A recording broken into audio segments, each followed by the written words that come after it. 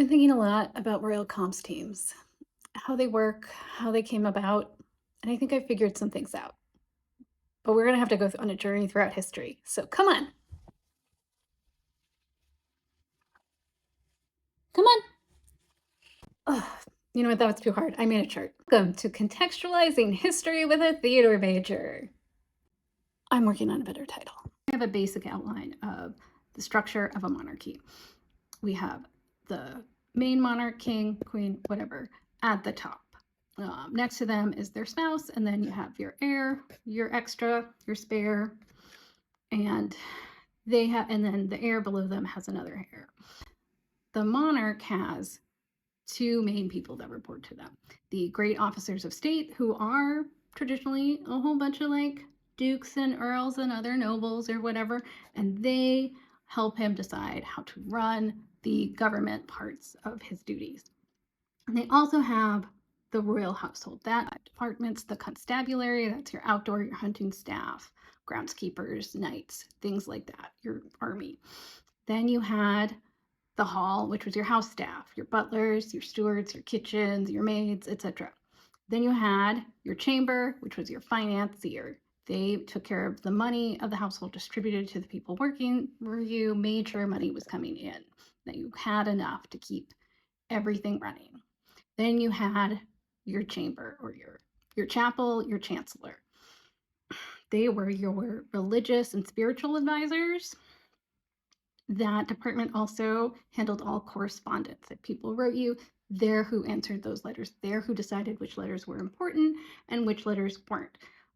They kind of also helped keep your schedule. Your spouse had their own household. If they had their own actual physical houses, they would have their own staff there that they went on. They also might have some dukes, some earls, some people who were loyal to them and helped them influence the monarch's government. Same goes for your heir and this heir. And so as these powers shift, then loyalty shift. And that's how you get takeovers, like a monarch being killed and usurped by a random duke that was maybe somebody's uncle or great nephew, but only tangentially related to this monarch.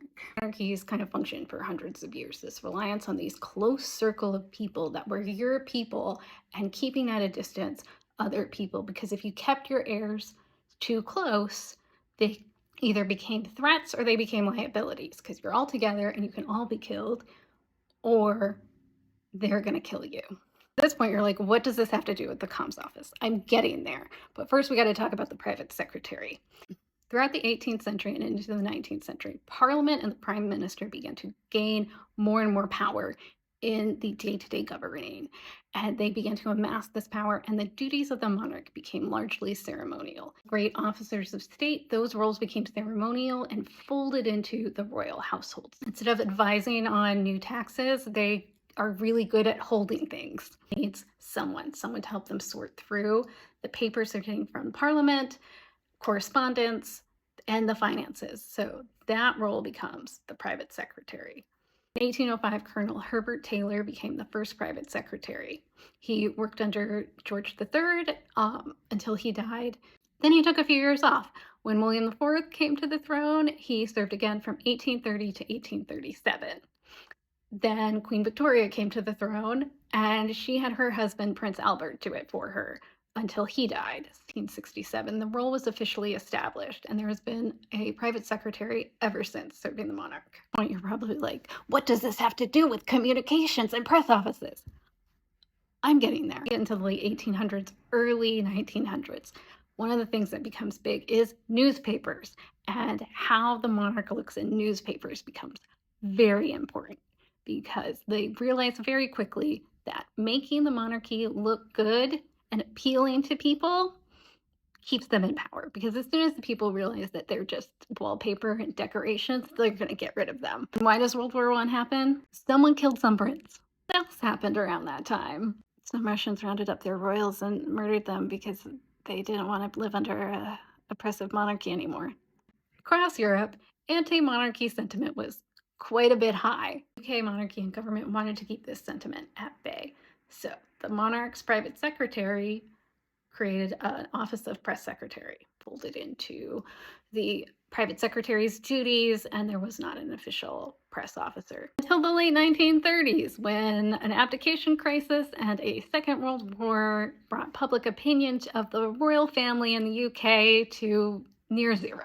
World War II is when you first see an active PR campaign to show the royal family as a cohesive unit, as a united front, to mirror how the rest of England, the rest of the UK, should be a united front in the fight against Germany. During the 50s and 60s and the early part of Queen Elizabeth's reign, there was an active effort both by her PR campaign and spearheaded by Philip to portray the royal family as a traditional nuclear family, a regular united family just like any others, and hide the distance that was between them. So now we have all these royals, these individual adult royals with their own homes, their own PR teams, their own private secretaries, their own comms teams, and they are acting as individuals, as autonomous people, because that is how monarchy has always structured them to be, because they are both threats and assets to the monarch. And having these people too close, it has traditionally meant that people are in danger. The monarchy didn't adapt to changing times. It pulled elements of modern times into its structure and adapted them to suit its needs, the needs that it has had for thousands of years, the needs that have kept it as the power structure it is for those thousands of years. And having these separate offices, these people acting as autonomous people to unmask power, is the way this has been structured for thousands of years. It's just what that power is different now. It used to be land, it used to be influence in government, and now it's popularity, it's likability, it's how many headlines did you get this week, how many clicks, how many views. This structure has worked for the monarchy for thousands of years, so why would they change anything but job titles?